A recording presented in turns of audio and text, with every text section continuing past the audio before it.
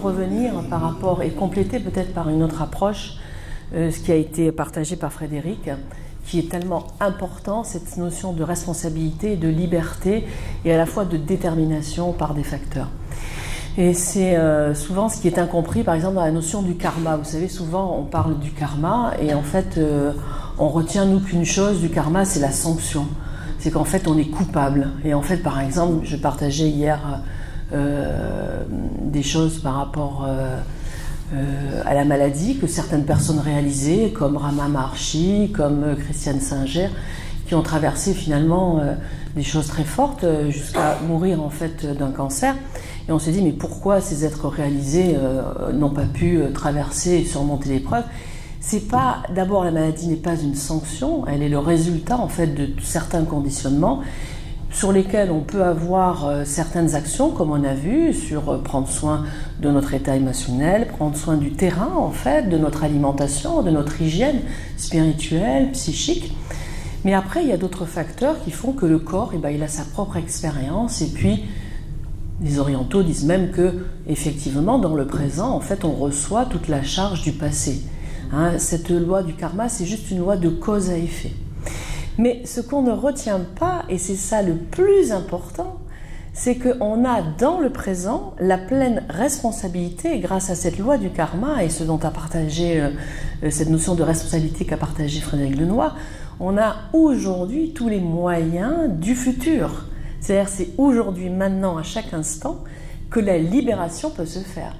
C'est incroyable comment, de cette histoire de responsabilité de karma, on ne retient qu'une histoire de sanction, hein, de condamnation, qu'on a une maladie, donc c'est notre faute, c'est notre culpabilité. Mais ça n'a rien à voir, c'est une approche judéo-chrétienne qui n'a rien à voir avec ce qui est partagé là, ici, dans cette notion de pouvoir créateur.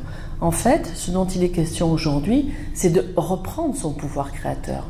Aujourd'hui, en tant qu'être humain, dans toute mon humanité, j'ai la capacité de rentrer dans cette humanité qui se traverse à travers toutes les expériences de toute nature, et j'ai la possibilité de mettre en place des choses, comme par exemple, comme il a été montré, de prendre une certaine distance, un certain recul par rapport aux événements, et soit je rentre et je vais alimenter la colère, et donc je vais rajouter de la souffrance psychique à un événement qui survient, ou au contraire, je vais laisser le passé au passé.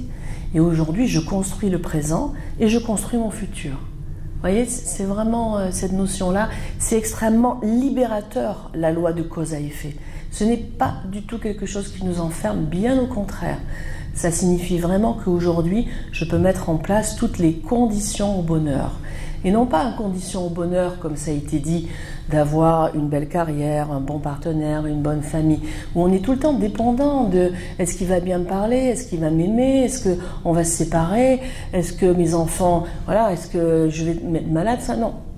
Ça c'est les circonstances extérieures, elles sont relatives, éphémères, impermanentes, elles sont transitoires. C'est la nature même de la vie que d'être transitoire. Donc on ne peut pas lutter, on ne peut pas combattre et se dire « Ah, ça je l'ai, je le tiens, je vais le garder pour toujours ».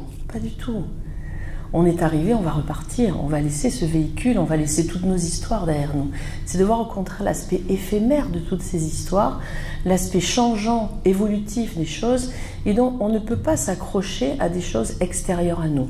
C'est ça la source de souffrance, de vouloir toujours être accroché à des conditionnements extérieurs pour notre propre bonheur intérieur. La seule voie du bonheur, c'est cette voie intérieure, c'est cette capacité à retrouver sa liberté face aux événements, dans la réaction ou pas, dans l'alimentation d'une énergie de tristesse, de frustration, de colère, de non-acceptation. Ou au contraire, une voie d'acceptation où à la fois je suis pleinement vivant, pleinement incarné dans mon humanité et je ne renie pas tout ce qui est là. Effectivement, il y a la colère, ok, je la vois.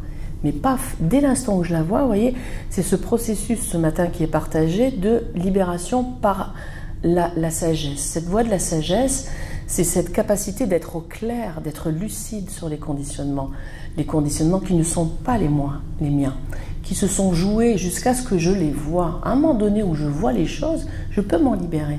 Tant que j'ai pas vu, tant que j'ai pas mis l'ampoule, j'ai pas éclairé mes conditionnements, je ne peux pas m'en libérer. Donc vous voyez, c'est tout un processus en fait, hein, toute une démarche qu'on entreprend comme ça au quotidien. Ça va ?